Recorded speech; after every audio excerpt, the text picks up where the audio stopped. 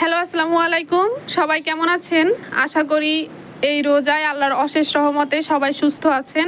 তো আজ মেল আউটডোরে এই যে ট্রিটমেন্ট চলছে, আর রোগীর সিরিয়াল এখনও অনেক আছে, হয়তো 2টা-2:30 বেজে যাবে। আজকে কন্টিনিউয়াসলি 9টা থেকে পেশেন্ট দেখতেছি, তো সাথে সিরিয়াল এখনও পর্যন্ত এতগুলো আছে।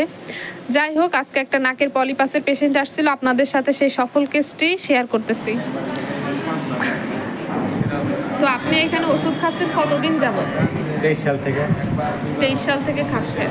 তো আপনার কি সমস্যার জন্য আপনি খাচ্ছেন? আমার নাকের পলিপাস একবারে এই পর্যন্ত মাংস বাইরে এসেছে। হ্যাঁ, পরে এইখান থেকে খাওয়ার পরে আমার অনেক পরিবর্তন এসেছে। আচ্ছা, মানে নাকের একবারে এই নস্ট্রিল পর্যন্ত চলে আসছিল। আমি রাতে মুখ হা করে ঘুমাইতাম। মুখ হা করে ঘুমাইতেন।